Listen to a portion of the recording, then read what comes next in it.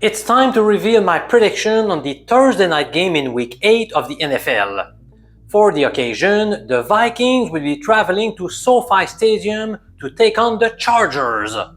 First, let's recap how our picks fared recently. Last week, we posted a 9-6 record against the spread. This means that, since week 4, we have accumulated 35 wins versus 25 losses ATS, a nice 58.3% winning rate. If you focus on picks graded A, the predictions have yielded 13 wins and 5 losses across the past 4 weeks.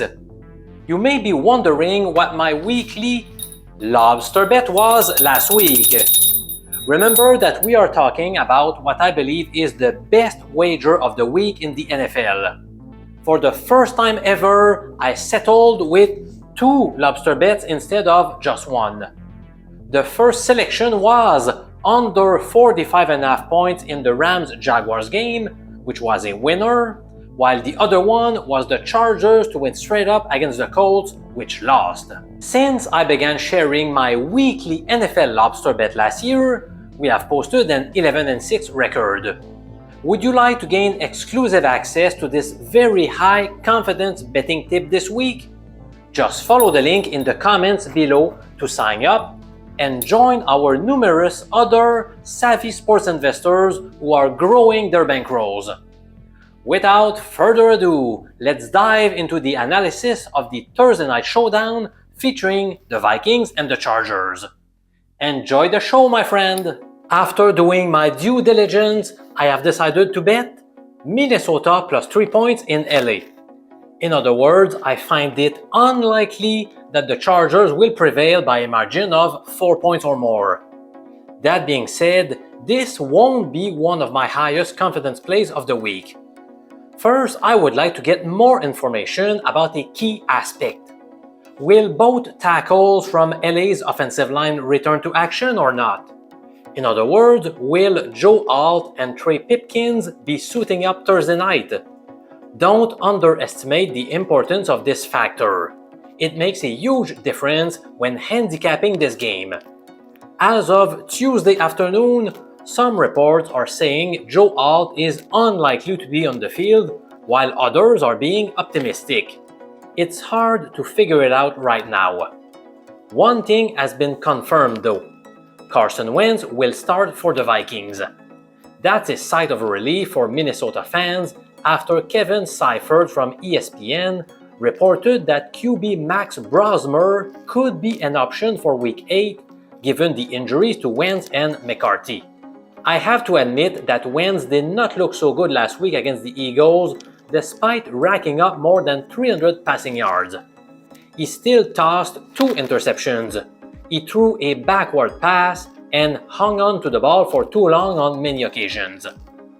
However, Wentz still has great weapons surrounding him. Justin Jefferson, Jordan Addison, TJ Hawkinson, and running back Jordan Mason. To top it all off, it looks like Aaron Jones has a shot to return to action. Linebacker Andrew Van Ginkel seems on track to return after getting hurt in Week 2. He's a big part of this defense. Last week, the Chargers' running game could not get going against the Colts. Vidal and Haskins only ran the ball 10 times for 23 meager yards. Justin Herbert ended up carrying the team on his shoulders with 37 completed passes via 55 attempts, for a total of 420 yards. Will he be able to move the ball easily against Minnesota?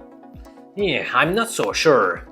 Minnesota ranks 3rd in the league in terms of opponent EPA per play against the pass. Granted, they did not look so good against Jalen Hurts last week, who torched them for 326 passing yards. Hopefully, that was just an anomaly. LA's defense is a source of concern. This unit looked strong early in the season, but it has faltered in recent weeks.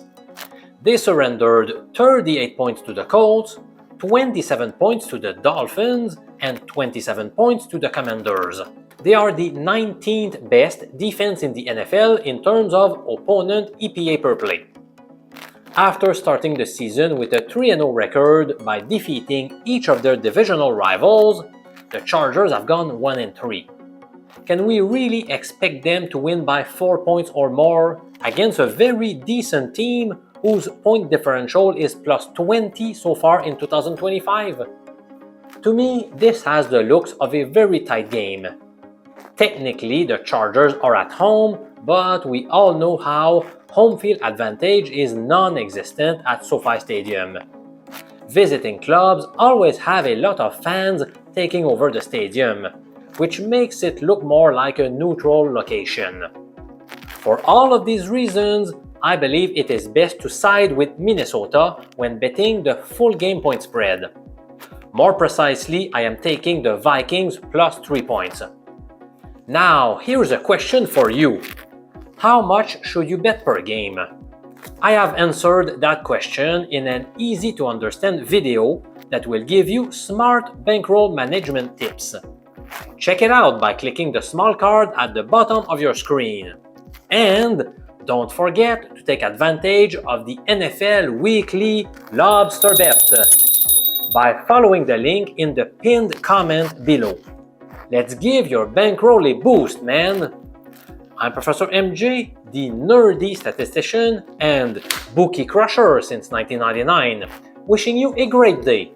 Cheers, my friend!